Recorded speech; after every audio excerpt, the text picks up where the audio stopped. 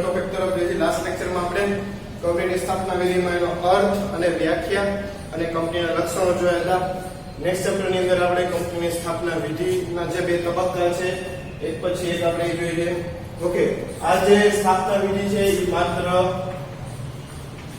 ખાનગી કંપની માટે છે, જાહેર કંપની માટે નથી. ખાનગી કંપની એટલે કેવી કે જેમાં આપણે છેલ્લે પીવીટી એલટીડી પ્રાઇવેટ લિમિટેડ શબ્દ લગાડતા હોય એ બધી કંપની માટે આ જ એક પ્રોસીજર લાગુ પડે છે. ઓકે, આની અંદર બે તબક્કા છે. તો બે તબક્કાને પહેલા આપણે શોર્ટમાં આપણે જોઈએ. સૌથી પહેલો તબક્કો છે સ્થાપના પહેલાનો તબક્કો, એટલે કંપનીની સ્થાપના થાય એ પહેલા શું થાય, કંપનીની સ્થાપના પહેલા શું કરવામાં આવે છે. તો એક પછી એક આપણે પોઈન્ટ જોતા જાય. તો સૌથી પહેલો જે પોઈન્ટ છે વિચાર. કંપનીની સ્થાપનાનો વિચાર સૌથી પહેલા આવે. આ વિચાર શું છે? તો કે કોઈ પણ એક એવા ધંધાનો વિચાર કે જે તમને તમારા મિત્ર વર્તુળને, ગ્રુપ સર્કલને અને સામાન્ય જનતાને આવક ઊભી કરવાનું સાધન બની રહે. તો એ માટે જે વિચાર આવે એના માટેની વાત છે. એક એવા ધંધાનો વિચાર કે જે આખું બહુ જોરદાર બિઝનેસ તરીકે આગળ વધી શકે એવા વિચારની વાત છે. જેમ કે ઓકે, વિચાર આવે. આ વિચાર આવે એને જે વ્યક્તિના મગજમાં વિચાર આવે એને કહેવાય પ્રવર્તક. ઇંગ્લિશમાં જેને કહેવાય છે પ્રોમોટર. તો આ પ્રોમોટરના મગજમાં વિચાર આવે. જેમ કે રિલાયન્સમાં મુકેશ અંબાણી પ્રવર્તક નો કહેવાય. મુકેશ અંબાણી પ્રવર્તક નો કહેવાય, એ મેનેજિંગ ડાયરેક્ટર છે. રિલાયન્સના પ્રવર્તક કહેવાય ધીરુભાઈ અંબાણી. એના મગજમાં રિલાયન્સની સ્થાપનાનો વિચાર આવ્યો હતો. રતન ટાટા અત્યારે ટાટા ગ્રુપના હેડ છે, મેનેજિંગ ડાયરેક્ટર છે, ચેરમેન છે. એને પ્રવર્તક નો કહેવાય. પ્રવર્તક ટાટા ગ્રુપના છે જેઆરડી ટાટા. જે તે સમયે એનો વિચાર એને સ્થાપનામાં આવ્યો હતો.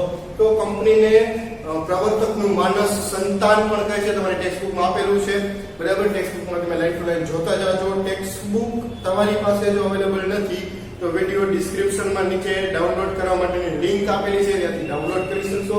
તમામ ટેક્સ્ટબુક ત્યાં અવેલેબલ છે. તો આ પ્રવર્તકની વાત અહીંયા થઈ છે. પ્રવર્તકના મગજમાં વિચાર આવે અને આ વિચાર, જેમ કે મેં એક વિચાર કર્યો, દાખલા તરીકે મારે એક ધંધાનો વિચાર કર્યો કે ચંદ્ર ઉપરથી જે ફળદ્રુપ જમીનની ફળદ્રુપ માટી છે એ અહીંયા ધરતી ઉપર લઈ આવીને વેચવી. તો આ મારો વિચાર છે. હવે આ વિચાર ધંધામાં પરિવર્તિત થઈ શકે? હા, થઈ શકે. હું પ્રવર્તક બની શકું? હા, બની શકું. પણ તરત અહીંયા પ્રાથમિક તપાસ કરવામાં આવે. ખાલી વિચારથી પ્રથમ તબક્કો પૂર્ણ થઈ જતો. એના પછી હજી 4 પોઈન્ટ છે, પ્રાથમિક તપાસ કરવામાં આવે કે શું તમારો આ વિચાર છે એ હકીકતમાં બિઝનેસમાં ફળીભૂત થઈ શકે છે કે નથી. તો આ જો બિઝનેસ છે મારો, ચંદ્ર ઉપરથી માટી લઈ આવીને અહીંયા વેચવાનો, તો એ પ્રાથમિક તપાસમાં હું 5 જણાને પૂછું, મારા મિત્ર વર્તુળમાં, મારા સગા સંબંધીને, કે ભાઈ આ વસ્તુ મારે કરવાનો, બિઝનેસ કરવાનો વિચાર છે, તો શું એ થઈ શકશે? તો અહીંયા બધાય આવી જાય ચોકડી, ના એવું થઈ શકે નહીં. એટલે મારો આ વિચાર જે હતો એ થઈ ગયો પૂરો. તો વિચાર એવો હોવો જોઈએ જે વાસ્તવિક રીતે ધંધામાં પરિવર્તિત થઈ શકે, જેનો લોકો ધંધો કરી શકે, બરાબર. હું એવો બિઝનેસ સ્ટાર્ટ કરું કે ભાઈ વેસ્ટેજ પસ્તી છે એમાંથી પાછો કાગળનો માવો બનાવીને રફ પેજ બનાવવા, રફ ચોપડા બનાવવા. આવા બિઝનેસ ઘણી બધી કંપનીઓ કરે છે. તો પ્રાથમિક તપાસમાં શક્ય છે કે સાવ સસ્તી પસ્તી આવે, હાવ ભંગારના ભાવે, અને એમાંથી હું ફરી પાછા ચોપડા, સસ્તા ચોપડા બનાવું. તો આ પ્રાથમિક તપાસ થયા બાદ વિગતવાર તપાસની વાત આવે. વિગતવાર તપાસમાં શું કરવામાં આવે કે પ્રાથમિક તપાસમાં તમારા ખાલી સગા સંબંધી મિત્ર વર્તુળને પૂછવામાં આવ્યું હતું. જ્યારે વિગતવાર તપાસની અંદર કોઈ એક્સપર્ટ હોય, જેમ કે સીએ છે, સીએસ છે, એ ધંધાના કોઈ અનુભવી વ્યક્તિ છે, તો એવા લોકોને વિગતવાર તપાસમાં બધી પૂછપરછ કરવામાં આવે. અને આ લોકો શું કરે, તમારા આખા વિચારને માટે એક બિઝનેસ મોડેલ તૈયાર કરી હતી કે આ વિચાર તમારો છે ને આ રીતના બિઝનેસમાં રૂપાંતરિત કરી શકાય છે. તો આ રીતના જે તપાસ થાય, વિગતવાર તપાસ થાય. વિગતવાર તપાસમાં પણ ઘણીવાર એવું છે, પ્રાથમિક તપાસમાં એગ્રી થઈ જાય બધા, આ બિઝનેસ તો કરાય એવો બહુ શક્ય.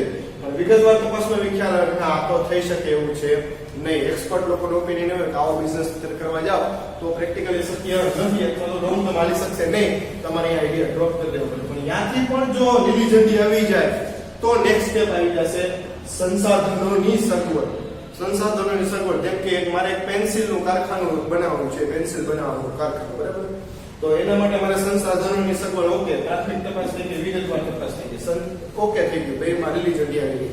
સંસાધનોની સગવડમાં મારે શું કરવાનું? તો કે એક જમીન જોશે, નાનકડી જગ્યા જોશે, બરાબર, કારખાના માટેની એક મશીન લેવું જોશે, પેન્સિલ બનાવવા માટેનું નવું અથવા તો જૂનું, બરાબર. એના મશીનના ટેકનિકલ માણસો હશે, એને મારે નોકરી રાખવા પડશે. ઉપરાંત મશીન લેવા માટે મજૂર જોશે, કાચો માલ લેવાની વ્યવસ્થા કરવી પડશે, એને સ્ટોરેજ કરવાની વ્યવસ્થા કરવી પડશે, તૈયાર માલ ને માર્કેટ સુધી પહોંચાડવાની વ્યવસ્થા કરવી પડશે. તો આ બધું શું છે? સંસાધનોની સગવડ. તો આ કરવા માટે મારે એક પોઈન્ટ નંબર 5 ની પણ એક સાથે જ તૈયારી કરવી પડશે, જે છે નાણાકીય વ્યવસ્થા. કારણ કે નાણાકીય વ્યવસ્થા વગર હું બીજું આગળ કઈ સ્ટેપ લઈ શકીશ નહીં, બરાબર. અને જેવું આ બધી વસ્તુ થઈ ગઈ, બરાબર, એ બધી વસ્તુ થઈ ગયા પછી કંપની શરૂ થઈ ગઈ. ના, હજી કંપનીના કાયદેસરના કાગળિયા કરવાનું તો બાકી છે. તો નોંધણીના તબક્કામાં આ બધા કાયદેસરના કાગળિયા કરવાના આવે, બરાબર. તો કાયદેસરના કાગળિયાની અંદર શું શું વાત છે? આવેદનપત્ર તૈયાર કરવું પડે, નિયમનપત્ર તૈયાર કરવું પડે, સંચાલકોને લેખિત સંમતિના સોગંદનામું તૈયાર કરવું પડે, નિવેદન તૈયાર કરવું પડે, અન્ય કંપનીની અંદર કોઈ સંચાલકનું કઈ હિત રહેલું તો નથી ને, એ વસ્તુની તક. એટલે ઇન શોર્ટ આ બધા પોઈન્ટ મેં અત્યારે ટૂંકમાં કે તમને સમજાવ્યા છે કે આવી તૈયારીઓ કરવી પડે. નોંધણીનો તબક્કો છે, એમાં આટલી વસ્તુ તમારે ભણવાની. ઓકે, આ દરેક પોઈન્ટ ટેક્સ્ટબુકની લાઈન ટુ લાઈન આપણે નેક્સ્ટ ટોપિકમાં જોવાની જ છે, બરાબર. તો એવું નથી કે આ પ્રશ્ન પૂરો થઈ ગયો, ચેપ્ટર પૂરું થઈ ગયું. ચેપ્ટર ઓકે, તમારા ચેપ્ટરમાં આટલું જ છે, નોંધણીનો તબક્કો પૂરો થાય, તમારું ચેપ્ટર પૂરું થઈ ગયું, બરાબર. પણ આપણે અહીં સ્ટોપ નથી થઈ જવાનું. આ લેક્ચર ને જેમ કે હજી આના પછીનો લેક્ચર હશે, એમાં ખાલી આખો સ્થાપનાનો તબક્કો લાઈન ટુ લાઈન ટેક્સ્ટબુક પ્રમાણે સમજાવવામાં આવશે. અને એના પછીના આ ચેપ્ટરનો છેલ્લો લેક્ચર છે, જેમાં નોંધણીનો તબક્કો છે, એ ટેક્સ્ટબુકની લાઈન ટુ લાઈન તમને ભણવામાં આવશે. એટલે આ તમામ વસ્તુ જે ખાલી એવું નથી કે અહીંયા અત્યારે મેં કમ્પ્લીટ કરી આખો પ્રશ્ન પૂરો થઈ ગયો. ના, આની વિગતવાર ચર્ચા ટેક્સ્ટબુકની લાઈન ટુ લાઈન. નેક્સ્ટ હવે આપણે જે જોશું એટલું ટેક્સ્ટબુક તમારે હારે રાખવાની, વિડીયો ચાલુ થાય ત્યારે લાઈન ટુ લાઈન હું વાંચતો જાવ, તમારે હારે વાંચતું જવાનું અને સમજતું જવાનું. એ રીતનું આપણે ક્લાસરૂમમાં જ ભણીએ છીએ. એ જ રીતના તમારે કઈ ડાઉટ થાય તો કમેન્ટ કરી દેવાની કે સર મને આ ડાઉટ છે, નથી સમજાતું. તો નેક્સ્ટ લેક્ચરમાં એને હું અકોમોડેટ કરી શકું, એને સોલ્વ કરાવી શકું. તો આ હતી આપણી કંપનીની ખાનગી કંપનીની સ્થાપના વિધિ. સર, જાહેર કંપનીની સ્થાપના વિધિ કરવી હોય તો જાહેર કંપનીની સ્થાપના વિધિ માટે આપણે હજી એક તબક્કો, ધંધો શરૂ કરવાનું પ્રમાણપત્ર, નોંધણીનું પ્રમાણપત્ર જે છે, નોંધણીનો તબક્કો, એમ ધંધો શરૂ કરવાનો તબક્કો આવે, એમાં આપણે ધંધો શરૂ કરવાનું પ્રમાણપત્ર લેવું પડે. ઈ લ્યો તો તમે ખાનગીમાંથી જાહેર કંપની, પ્રાઇવેટ લિમિટેડમાંથી લિમિટેડ કંપની એટલે કે રિલાયન્સ ઇન્ડસ્ટ્રીઝ લિમિટેડ જેવી મોટી કંપનીની સ્થાપના કરી શકો, બરાબર. તો હજી તમારે ક્યાં અત્યારે ભણવામાં આવતો નથી, તમારે માત્ર ખાનગી કંપનીની સ્થાપના વિધિ આવે છે. તો એની ડિટેલ આપણે અત્યારે બેઝિક જોઈ. ખાસ તો આપણે સ્થાપનાના તબક્કાની જે મેઇન વાત કરી, નોંધણીના તબક્કાનો બધી કાયદેસરની કાર્યવાહી છે. એટલે ટેક્સ્ટબુક આપણે જ્યારે હાથમાં રાખશું ત્યારે જોશું. હજી કહું છું, ટેક્સ્ટબુક તમે લઈ લીધી હોય તો વેલ એન્ડ ગુડ. જો ન લીધી હોય તો તમે લિંક આપેલી છે એની ઉપરથી તમે ડાઉનલોડ કરી શકશો. તમામ વિષયની ટેક્સ્ટબુક તમે ડાઉનલોડ કરી શકશો. ડાઉનલોડ કરી લેજો. આપણે next lecture how textbook base જ જવાનું છે, એટલે ખાસ ઈ જોજો. તો વિદ્યાર્થી મિત્રો, આપણે હમણાં જેમ જોયું કે સ્થાપનાનો તબક્કો અને નોંધણીના તબક્કાના જે મુદ્દા આપણે ટૂંકમાં સમજ્યા, એ હવે આપણે વિગતવાર ચર્ચા કરવા જઈ રહ્યા છીએ. તો કંપનીની સ્થાપના પહેલાનો જે તબક્કો છે, એમાં મુખ્ય 5 પગલા અલગ અલગ આવે છે. તો 5 પગલાને આપણે તમારી ટેક્સ્ટબુકના આધારે વિગતવાર ચર્ચા આપણે કરીશું. તો કઈ રીતે એની અંદર તમારી ટેક્સ્ટબુકમાં પેજ નંબર 92 તમે જો જોશો તો એક પછી એક આ તમામ તબક્કાઓ છે એ ડિટેલમાં એક્સપ્લેન કરેલા આપ્યા છે આપણને. તો એક પછી એક આપણે જોતા જઈએ. 3.3.1 પેજ નંબર 92 ઉપર છે, બરાબર. તમે જો સાથે સાથે જોવું હોય તો તમે ટેક્સ્ટબુક પણ સાથે રાખી શકો છો, અથવા તો પીડીએફ મેં તમને કીધું હતું લાસ્ટ લેક્ચરમાંથી તમે લિંકમાંથી ડાઉનલોડ કરી શકશો. તો શું છે 3.3.1 સ્થાપના પહેલાનો તબક્કો, અથવા તો સ્થાપનાની બદલે તમે અહીંયા નોંધણી પહેલાનો તબક્કો એવું પણ તમે લખી શકો. સ્થાપના કે નોંધણી પહેલાનો તબક્કો, કારણ કે જે બીજો તબક્કો છે એ નોંધણીનો તબક્કો છે. એટલે આ જે કાંઈ પણ કામકાજ આપણે કરી છે નોંધણી પહેલાનું કામકાજ કરીએ, બરાબર. તો એક પછી એક આપણે જોતા જઈએ. શું કે સૌથી પહેલા તો પ્રસ્તાવના આપ્યું છે પ્રિલિમિનરી સ્ટેજની અંદર. આ કંપનીની સ્થાપનાનો પ્રથમ તબક્કો છે. આ પ્રારંભિક તબક્કામાં કંપની સ્થાપવાની વ્યવહારુ શક્યતા, જો કેટલી વસ્તુ એ લોકો આ 5 મુદ્દામાં કેટલી વસ્તુ એ લોકો આવરી લે છે એની વાત અહીંયા કરી છે આપણને. વ્યવહારુ શક્યતા એટલે કે પ્રેક્ટિકલી આ ધંધો, આ કંપની તમે જે વિચારો છો સ્થાપના કરવાની, કંપની માટેનો તમે જે ધંધો શરૂ કરવાનો વિચારો છો, એ વ્યવહારુ રીતના પ્રેક્ટિકલી શક્ય છે કે નહીં. પછી સાધનોની ઉપલબ્ધિ, તમે જે ધંધો કરવા માંગો છો એના માટેના જે કંઈ પણ સંસાધનોની તમારે જરૂર પડશે એ ઉપલબ્ધ છે કે નહીં. અને મૂડી વિશે તપાસ કરવામાં આવે, તમને એના માટે જરૂરી નાણાં મળી જશે કે નહીં. આ કંપનીની સ્થાપના નીચેના તબક્કામાંથી પસાર થાય છે. તો આ તમામ વસ્તુ આપણે આ 5 મુદ્દાની અંદર વારાફરતીવાર આજે જોવાની. તો લઈએ આપણે એક પછી એક.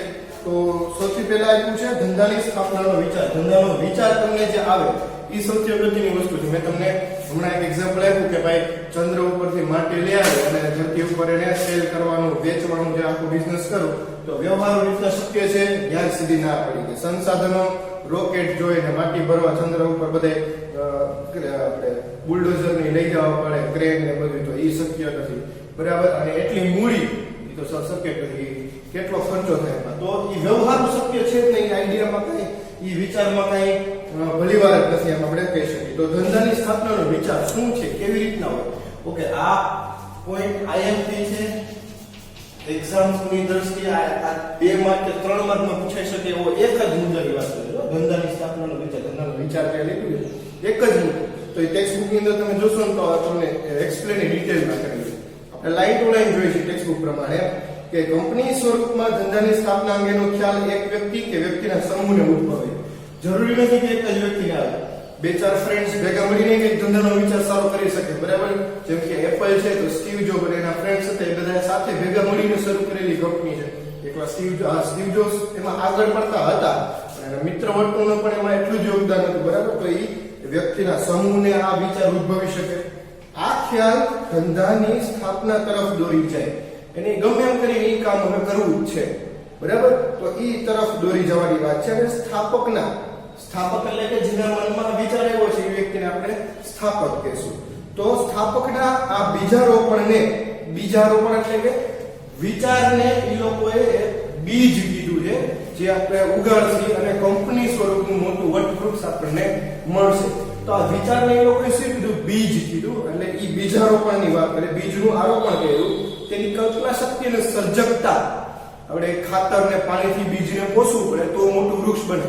જ્યારે આ બીજને, કંપની ધંધાના વિચારના બીજને કેવી રીતના પોષવું? કે કલ્પના શક્તિથી અને સર્જનાત્મકતાથી, સર્જકતાથી પોતે પોષે છે. તો તેમાં રહેલા તમામ જોખમો ઉઠાવવા તૈયાર હોય છે. કારણ કે કોઈ પણ ધંધો કરો એમને ન થાય, જોખમ થાય. જોખમ તો છે, તમને કમાણી થશે નહીં થાય, તમને રૂપિયા મળશે નહીં મળે, બરાબર, વસ્તુ વેચાશે નહીં વેચે, તો આ ઘણા બધા જોખમો છે.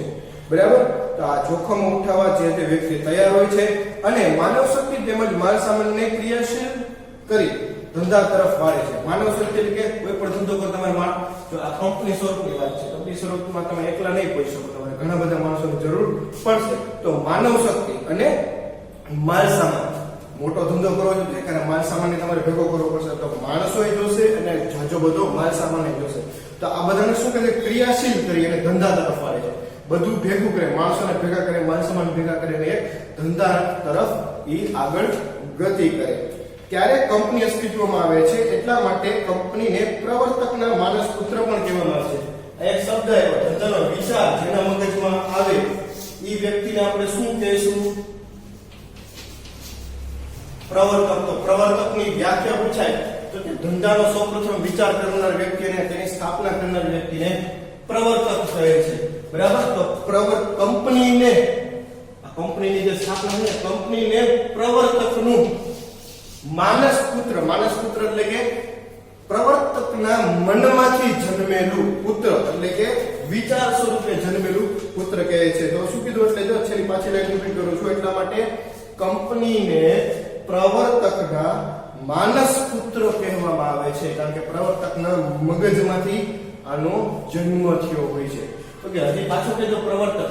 પ્રવર્તક એટલે કોણ? તો કે રિલાયન્સ છે તો મુકેશ અંબાણી. પ્રવર્તક નો કહેવાય. મુકેશ અંબાણી પ્રવર્તક નો કહેવાય.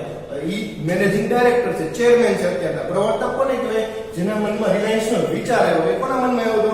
ધીરુભાઈ અંબાણી. તો પ્રવર્તક ધીરુભાઈ અંબાણીને કહેવાય, મુકેશ અંબાણીને નો કહેવાય. ટાટા કંપનીમાં અત્યારે કોણ છે સૌથી મેઇન? રતન ટાટા. તો એને પ્રવર્તક નો કહેવાય. પ્રવર્તક પણ છે જેઆરડી ટાટા, જે તે સમયે ટાટા ગ્રુપનો વિચાર એમને આવ્યો. તો પ્રવર્તક ને અત્યારના હેડ જે છે કંપનીના, એમાં તમે મિસકન્સેપ્શનમાં આવતા નહીં, ખોટું તમે ગોટે ભરાતા નહીં. પ્રવર્તક એટલે જેના મનમાં ધંધાનો સૌથી પહેલો વિચાર આવ્યો છે એને જ પ્રવર્તક કહેવાશે. આ ખાસ યાદ રાખજો.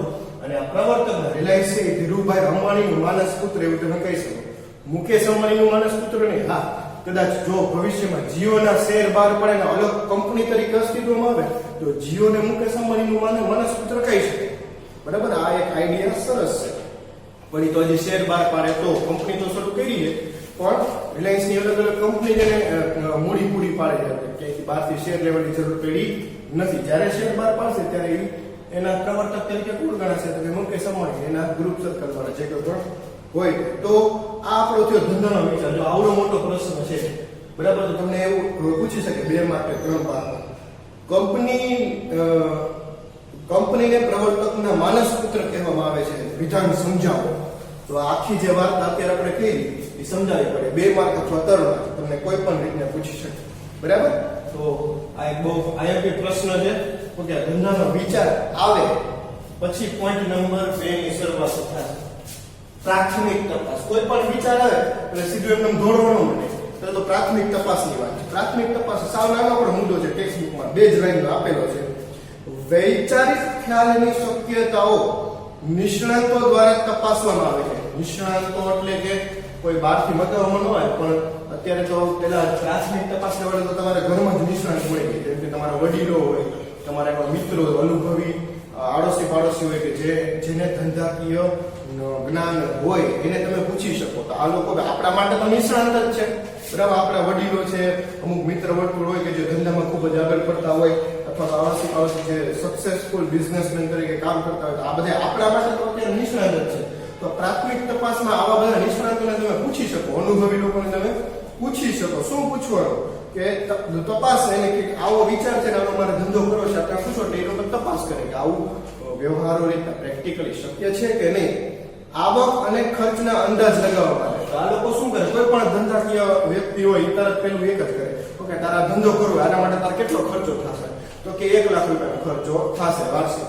અને આમાંથી તને આવક કરીશ, વેચવા જઈશ તો કેટલા મળશે? કે 1.5 લાખ રૂપિયા તને મળશે. ઓકે, તો 50,000 ની વાર્ષિક આવક છે. 1 લાખ રૂપિયાનો ખર્ચો કરવાથી 50,000 રૂપિયા મળતા આ ધંધો કરાય. 50% નો નફો છે. સમજો તો 33% થાય. કેવી રીતે ગણવાનું એ ફોનમાં આપણે શીખશું, અત્યારે આપણે એની ચર્ચા નથી કરી. કાંઈ વાત નહીં. તો પ્રાથમિક તપાસ છે, આવક અને ખર્ચના અંદાજ લગાવવામાં આવે છે. અને જો પરિણામ સંતોષકારક હોય, એટલે મેં કીધું એવું હોય, જો લાખના 1.5 લાખ થતા હોય તો એ સંતોષકારક પરિણામ કહેવાય. પણ જો લાખના 80,000 થતા હોય ને તો સંતોષકારક પરિણામ કહેવાય નહીં.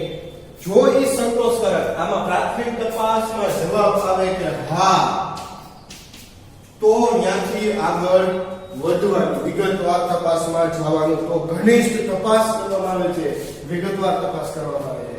હવે અહીંયા એક થોડોક સ્ટેપ આગળ જઈ અને થોડુંક એક લેવલ અપ, હંમેશા આપણે કહીએ ને લાઈફમાં હંમેશા આપણે એક લેવલ અપ જવું જોઈએ, હંમેશા જ્યાં હોય ને રોજ ઈ કે રાખવાનું. તો એ વિગતવાર તપાસ. તો શું કે ત્રીજા પોઈન્ટ, જો વિસ્તૃત તપાસ કરવામાં ન આવે તો વિપરીત પરિણામ આવી શકે.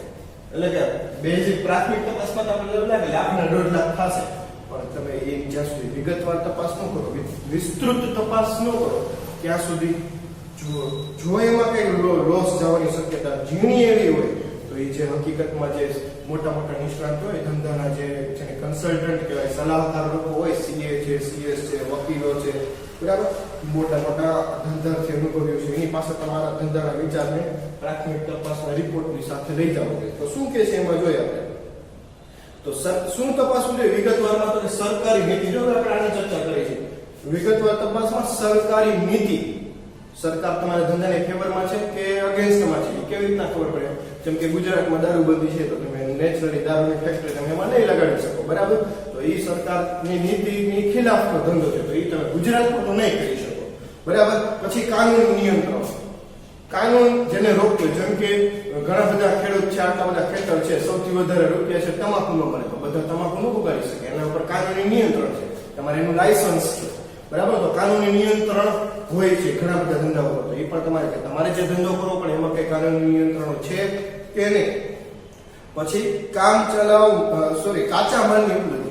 કાચા માલની ઉપલબ્ધિ એટલે ઘણી વાર એવું હોય કે ચા બનાવવાનો બિઝનેસ કરો છે, ચાનો કાચો માલ આવે ત્યાંથી આસામથી ત્યાંથી અહીંયા આપણે ચાના પાંદડા છે, ચાના છોડવા ઉગાડી શકીએ પણ એની ત્યાં જેવી ક્વોલિટી ન મળે, કારણ કે ત્યાં છે આસામમાં ત્યાં બધા કુદરતી ઢાળવાળી જમીન છે, ચા છે ઢાળવાળી જમીનમાં જ સારું ઉગે, તો ત્યાંથી મગાવવું પડે, તો એ આપણે મગાવી શકશું, ત્યાં ટ્રાન્સપોર્ટનો એવડો ખર્ચો કરી શકશું, ત્યાંથી પાંદડા આવે તો અહીંયા સુધી તાજા ને તાજા રહે એવા કન્ટેનર વાળા ટ્રક જોઈએ, એસી કુલિંગ વાળા, બરાબર, ફ્રીજ વાળા ટ્રક જોઈએ, તો એટલો ખર્ચો પોસાશે આપણને કાચો માલ મગાવવા માટે. તો એ બધી ચર્ચા એમાં કાચા માલની ઉપલબ્ધિ, એમની માંગ પુરવઠાની સ્થિતિ, તમે જે ધંધાનો વિચાર કરો છો એ ધંધાની જે વસ્તુ છે એની માંગ કેવી છે, અને એની જો માંગ સારી છે તો એટલો પુરવઠો તમે પહોંચી શકશો એટલી માંગ પૂરી કરવા માટે, તો એની પહેલા તપાસ કરવી પડે. અથવા તો જો માંગ નથી તો તમે ગમે એટલી વસ્તુ બનાવશો, વેચાવાનું જ નથી, તો આ માંગ પુરવઠાની તપાસ પણ વિગતવાર તપાસની અંદર કરવી જોઈએ. અને સહાયક સેવાઓની સગવડ, આ સૌથી અગત્યનો પોઈન્ટ છે, સહાયક સેવાઓ. જેમ કે તમને એક ઉદાહરણ આપો, અત્યારે બધાની પાસે મોબાઈલ છે, તમે મોબાઈલમાં અથવા તો ટીવીમાં અથવા તો ટેબ્લેટમાં એકાદા ઇલેક્ટ્રોનિક ગેજેટ્સમાં જ આ વિડીયો લેક્ચર અત્યારે જોઈ રહ્યા છો. તમે આ વસ્તુ લીધી ત્યારે શું વિચારો કે આ વસ્તુ હું લઉં છું, પેલા તો મારા બજેટમાં આવે, બીજું કે આ જો બગડે તો નજીકમાંનું ક્યાંય સર્વિસ સ્ટેશન મને તાત્કાલિક મળી જાય એવી જગ્યા છે, તો એવી કંપનીનો મોબાઈલ લીધો તમે, બરાબર, કે જે તમારે ક્યાંય તકલીફ થાય ભવિષ્યમાં તો સહાયક સગવડો મળી જાય. તમારા ઘરમાં વોટર ફિલ્ટર હોય તો એ કેવું લીધું હોય કે વોટર ફિલ્ટર વાળા ટાઈમ ટુ ટાઈમ આવીને ફિલ્ટરની સર્વિસ કરી જાય, બરાબર, તો આપણને એનો લાભ મળે. તો એવી વસ્તુ તમે લ્યો કે જેને માટેની સહાયક સગવડો સરળતાથી ઉપલબ્ધ હોય. તો આટલી વસ્તુ વિગતવાર તપાસમાં પાછું એકવાર રિપીટ કરું છું, જો સરકારી નીતિ, કાનૂની નિયંત્રણો, કાચા માલની ઉપલબ્ધિ, માંગ પુરવઠાની સ્થિતિ અને સહાયક સેવાઓની સગવડ વગેરે બાબતો અંગેની ચકાસણી કરી તપાસ કરાય છે. હજી વગેરે બાબતો તો છે જ, આ તો ખાલી આમાં 5 ઉદાહરણ આપ્યા, અને સિવાય હજી ઘણી બધી બાબતોની ચર્ચા કરવી પડે, વિગતવાર તપાસ કરવી પડે. વિગતવાર તપાસથી ચિત્ર સ્પષ્ટ બને છે અને આગળ વધવું કે યોજના પડતી મૂકવી કે નિર્ણય કરે. અહીંયા સુધી તમે કમ્પ્લીટ થઈ ગયું ને, અહીંયા જો યસ આવ્યું ને તો તમારો બિઝનેસ છે, એ કંપની તમારી રેડી થઈ ગઈ. અહીંયા યસ આવવું જોઈએ, અહીંયા યસ આવે તો આગળ વધી શકે, ધંધાની સાથે થઈ શકે. અહીંયા જો તકલીફ થઈ તો યોજના પડતી મૂકવાનો વારો આવે. ઓકે, અહીંયા જેવું યસ આવે એટલે આ ઓકે, એકચ્યુઅલી બે પોઈન્ટ આપેલા છે, પણ હું તો એવું માનું છું કે આ છે એ પોઈન્ટ એક જ પોઈન્ટ છે, કારણ કે આ બે ઘારે જ કરવા પડે એવી વસ્તુ. સંસાધનોની સગવડ કહેવાય, નાણાકીય વ્યવસ્થા છે. જો નાણાકીય વ્યવસ્થા નહીં થાય તો સંસાધનોની સગવડ છે. સંસાધનોની સગવડ કરવી હશે તો નાણાકીય વ્યવસ્થા તો તમારે જોશે. તો એની વાત કરી છે, પણ આપણી ટેક્સ્ટ બુકમાં બે અલગ અલગ પોઈન્ટ, આપણે અલગ અલગ પોઈન્ટ કઈ વાંધો નહીં. ચોથો પોઈન્ટ જોઈ લઈએ આપણે, સંસાધનોની સગવડ. શું કહે છે સંસાધનોની સગવડમાં? પ્રોજેક્ટને આગળ ધપાવવાનો નિર્ણય લેવામાં આવે ત્યારે જરૂરી સંસાધનો જેમ કે મશીનરી, સાધનો, જમીન વગેરેની વ્યવસ્થા કરવા, પત્ર વ્યવહાર, કરાર અને અન્ય જરૂરી વિધિઓ, તમામ વસ્તુ છે સંસાધન, માણસો જોઈએ, જમીન જોઈએ, મશીનરી જોઈએ, પત્ર વ્યવહાર કરવો પડે, કરાર કરવા પડે. આ બધી વસ્તુ શું છે? સંસાધનોની સગવડ કેટેગરીમાં આવે. અને ઈ કરવા માટે તમારે શું જોશે? નાણાકીય વ્યવસ્થા. તો છેલ્લા પોઈન્ટમાં આપણે આપેલું છે કે જે સાધનો કે મિલકતો ખરીદવા માટે અને સ્થાપના અંગેના જરૂરી ખર્ચાઓ આવશ્યક બનશે તે અંગે નાણાકીય બાબતોની વિચારણા હાથ ધરાય છે. તો આ બધું કામ કરવા માટે, સંસાધનોની સગવડ કરવા માટે જે કંઈ પણ નાણાકીય વ્યવસ્થા કરવી પડશે તો એ જોશે. તો એ મુદ્દા નંબર 5. આટલું તમારું કામકાજ કમ્પ્લીટ થઈ ગયું નાણાકીય વ્યવસ્થા સુધી. પછી તમારે આવશે નોંધણીનો તબક્કો, બરાબર. ઓકે, અહીંથી તમારું મેં કીધું ને હમણાં વાત કરી આપણે એક સ્ટેપ અપ, તો તમારું જે ટાઈપ એસપી નું સ્ટડી હતું અહીંથી એક સ્ટેપ અપ જશે. હવે તમને ખબર પડશે કે કાયદાકીય ભાષા કેવી હોય, તો એ આ મુદ્દાની અંદર છે, બરાબર. ઓકે, આજના લેક્ચરમાં આપણે અહીંયા સુધી રાખીએ, પણ આ વસ્તુ જેટલી ઈઝી હતી એટલી ઈઝી નથી. હું તમને એડવાન્સમાં બીવડાવવાની વાત નથી, તો કે તમે એમ સમજતા હોય તો બીવડાવવાની વાત છે, પણ નોંધણીનો તબક્કો છે એ પહેલા જ ટેક્સ્ટ બુકમાં વાંચી રાખજો. પેજ નંબર તમારે 93 ઉપર આપેલો છે નોંધણીનો તબક્કો. તમે પહેલી વાર આ પ્રકારની ભાષા ભણવા જઈ રહ્યા છો, કાયદાકીય ભાષા છે, બરાબર. આ વાંચેલું હશે તો હું જે બોલીશ ને એની સમજૂતી મળશે, બરાબર. તો એ સમજાશે, તો એ મગજમાં ઉતરશે. તો આ આપણે નેક્સ્ટ લેક્ચરમાં રાખવાના છીએ. હું હજી એકવાર રિપીટ કરું છું, આ વાંચી રાખજો. લાસ્ટ લેક્ચરની અંદર ડિસ્ક્રિપ્શનમાં લિંક ડાઉનલોડ કરવા માટેની હું ઇંગ્લિશ મીડિયમ, ગુજરાતી મીડિયમ બેયના લેક્ચરમાં મૂકું છું, એમાંથી જોઈ લેજો. નો મળે તો શાળા મિત્રની એપ ડાઉનલોડ કરી લો, એમાં બધી ટેક્સ્ટ બુક આપેલી છે, બરાબર. પણ આ પોઈન્ટ 6 પોઈન્ટ છે આની અંદર વાંચી રાખજો. અને અહીંયા સુધી કઈ ડાઉટ હોય તો મને કમેન્ટમાં પૂછજો. Thank you.